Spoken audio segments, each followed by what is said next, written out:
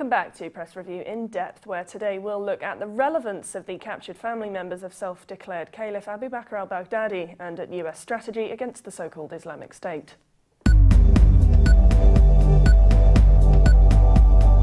The Guardian newspaper reports that the wife and child of the leader of the so-called Islamic State has been detained in Lebanon.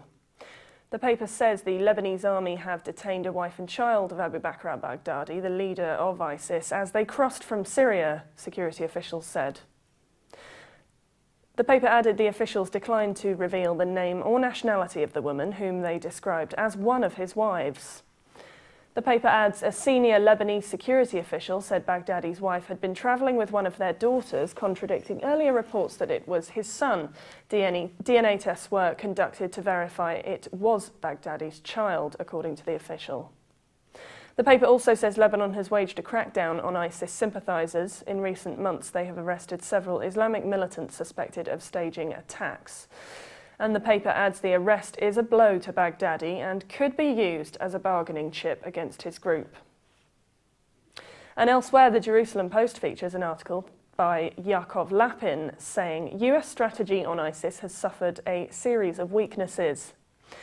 According to the author, the Tel Aviv Intelligence Center says it is extremely difficult to destroy an organisation with a Salafist jihadi ideology such as ISIS. The article adds there are limits to what military force can achieve against jihadi organisations in general and ISIS in particular. The local forces in Syria and Iraq that America is counting on are weak and the coalition is heterogeneous. The article adds ISIS and other Salafist jihadi terrorist organisations arose from the chaos, insecurity and the societal and political disintegration of Syria and Iraq, and because of the drastic changes caused by regional upheaval. The report also added the Iraqi army and local militias within Syria and Iraq that are hostile to the Islamic State can be strengthened. We're now joined by journalist and Iraq expert Felicity Arbuthnot. Thank you for joining us on the show, Felicity. It's a pleasure. So there was this announcement today that members of Abu Bakr al-Baghdadi's family have been arrested by Lebanese security forces and they could be used as a bargaining tool. Is this man and his family as important, do you think, in the ISIS apparatus as the Western media is having us believe? And could they really be used as a tool of bargaining? I think that's a very good question. And by the way, it's the wife and he has three wives. And this is an Iraqi wife, has two Iraqi wives, one Syrian, and a 9-year-old son. And apparently they've been held already for 10 days questioned by the Ministry of Defense in Lebanon and detained in coordination with quote-unquote foreign intelligence apparatus. So one has to ask Israel or the US. I don't know. I think that we have had so many bogeymen over the years, haven't we? You know, Osama bin Laden, we've had, just a litany of them. Al-Baghdadi, now we've got a new one. I really am unsure about the sway this man actually has and how much is just more excuse for America to get its hands back in Iraq and Syria, which they're doing rather well at the moment, it seems. And if, as you say, they have in fact been in Lebanon or detained for some time, why do you think the Lebanese forces have decided to reveal that now?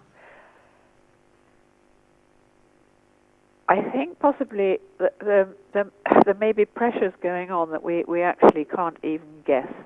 And with I know that the Lebanese are also tightening up their borders very, very, very much.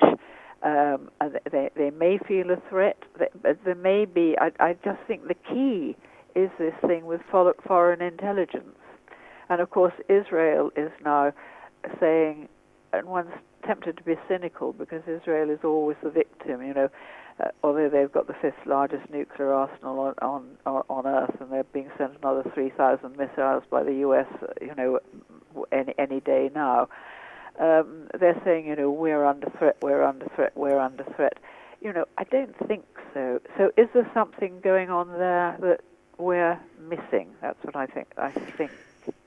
And just to talk a little bit about US strategy against ISIS, there was an Israeli intelligence report published and reported on by the Jerusalem Post. Yes.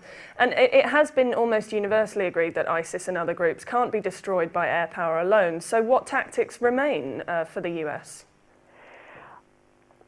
I think, I mean, the US has just used this, this hammer to crack a nut for so long. I think they really have to wise up. And, they've now sent, 16,000 extra troops, of course they're advisors now, they're not troops, but of course they're troops, into Iraq. How many of them speak the language? Probably about 3, if we're being, if we're being optimistic.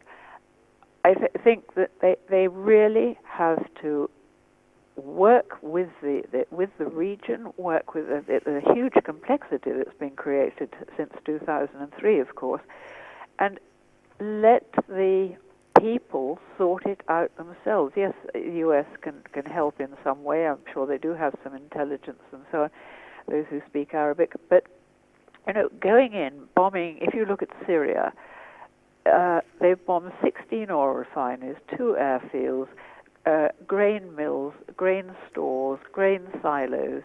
That's people's bread. Electricity station. There's a gas plant which supplied a gas plant which supplied power to several provinces. So I mean, that's the water, sanitation facilities already are under severe strain. This does not defeat anybody. It just makes everybody hate you. And in fact, I think it turns people towards the quote-unquote militants. You don't defeat people from 30,000 feet. You just destroy schools, destroy all I've described, and just make everything much worse.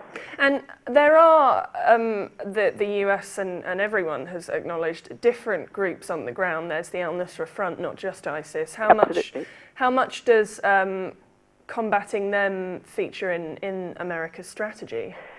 Well, it's very hard to find out because they've got a new bogeyman, which is now Al-Baghdadi and ISIS or IS or whatever they're calling themselves currently. And the rest seem to have rather dropped off the radar. And again, I think we talked before about to what sort of extent is there a marriage of convenience between some or all of these groups, and then they drop out, and then they splinter away. I think what has happened since 2003 is everything anybody warned of.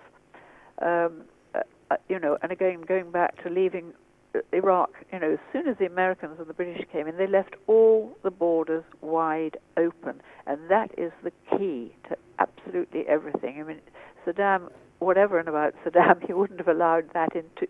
He'd have sorted this out in days, if not hours. Thank you, Felicity Arbuthnot, journalist and Iraq expert, for joining us. You're very welcome. And for more updates, please visit levant.tv. And subscribe to MidEast In Depth on iTunes. Thanks for watching. Bye for now.